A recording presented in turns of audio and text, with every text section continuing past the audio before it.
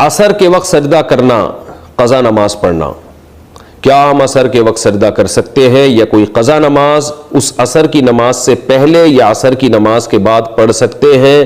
قرۃ العین، عصر کی نماز کے بعد آپ سجدہ بھی کر سکتے ہیں اور قضا نماز بھی پڑھی جا سکتی ہے، ہاں نفل نہیں پڑھ سکتے آپ، البتہ جب سورج بالکل غروب ہونے کے قریب ہو، سورج غروب آفتاب سے تقریباً یعنی ایک نیزہ بلند ہو، جب اس کی تپش کم ہو جاتی ہے تو اس وقت سجدہ کرنا بھی مکروہ ہے اور فرض نماز قضا کرنا بھی اس وقت مکروہ ہے۔ اس وقت صرف اس دن کی عصر کی نماز آپ پڑھ سکتے ہیں اگر نہ پڑھی ہو، اور اتنی تاخیر پھر بھی جائز نہیں ہے۔ ساس ظلم کرے تو بیٹا الگ گھر میں رہ سکتا ہے؟ میری شادی کو 1 سال ہو گیا ہے، ہماری پسند کی شادی ہوئی تھی اور میرے شوہر مجھ سے بہت خوش ہیں، ہماری ایک بچی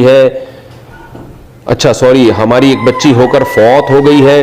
میری ساس میرے شوہر کو بولتی ہے کہ مجھے طلاق دے دیں، لڑائی جھگڑا بھی بہت کرتی ہیں، 3 مہینے سے میرے شوہر کو مجھ سے الگ سلا رہی ہیں، کیا اس بنا پر میرے شوہر مجھے اپنی ماں سے علیحدہ الگ گھر میں رکھ سکتے ہیں؟ کراچی سے کسی خاتون نے نام بھی لکھا ہے لیکن میں نام شو نہیں کر رہا، خامخواہ میں آپ کی ساس کو پتہ چلے گا، وہ کہیں گے اور مسئلہ ہو گیا ہے، لیکن پتہ تو چلی گیا جو 3 مہینے سے شوہر کو الگ سلا رہی ہیں تو وہ تو سمجھ جائیں گی میں ہی سلا رہی ہوں الگ۔ تو عائشہ صاحبہ نے کراچی سے پوچھا ہے۔ دیکھیں اصولی طور پر تو ایک طرف کا بیان سن کے فیصلہ نہیں کیا جا سکتا، آپ کی ساس کا بھی بیان میں سنوں گا تو فیصلہ کروں گا غلطی پر کون ہے، آپ ہیں یا وہ ہیں، لیکن بالفرض اگر ایسا ہو رہا ہے،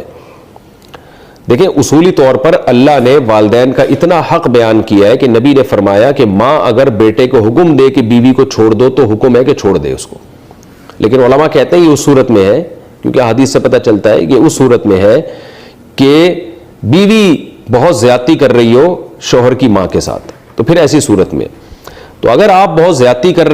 رہی ہیں شوہر کی ماں کے ساتھ، ساس کے ساتھ بہت ظلم کر رہی ہیں،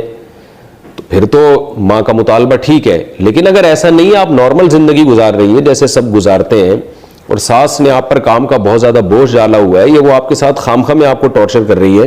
تو پھر یہ ساس کی طرف سے زیادتی ہو رہی ہے، اور ایسی صورت میں شوہر پر لازم ہے کہ وہ بیوی کو ساس سے الگ گھر لے کے دے، بالکل سیپریٹ انتظام کرے اس کے لیے، اگر وہ نہیں کرے گا تو گناہ گار ہوگا۔ عورتیں ٹوٹے ہوئے بال کہاں پھینکیں؟ عورتیں جو کنگھی کرتی ہیں اور ان کے جو بال گرتے ہیں جب وہ اکٹھے ہو جاتے ہیں تو انہیں کہاں پھینکیں؟ نیز ہمارے ہاں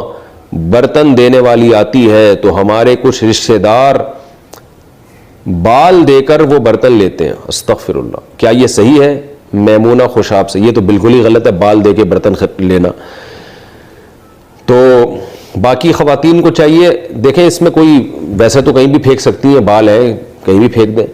لیکن ایک حیا کا تقاضا ہے کہ ان بالوں کو کہیں چھپا دیا جائے، کیونکہ جسم سے نکلا ہوا حصہ اور عورت کے بال ہے تو بہتر ہے، فرض واجب نہیں ہے،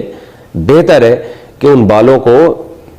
کہیں مٹی میں دفن کر دیا جائے یا کسی ایسی جگہ پھینکا جائے جہاں نظر نہ پڑے لوگوں کی، ایک بہتر کی حد تک ہے، یہ کوئی فرض واجب حکم نہیں ہے، ورنہ جہاں چاہیں پھینکیں، لیکن گٹر وٹر میں نہیں پھینکنا چاہیے، انسان کے جسم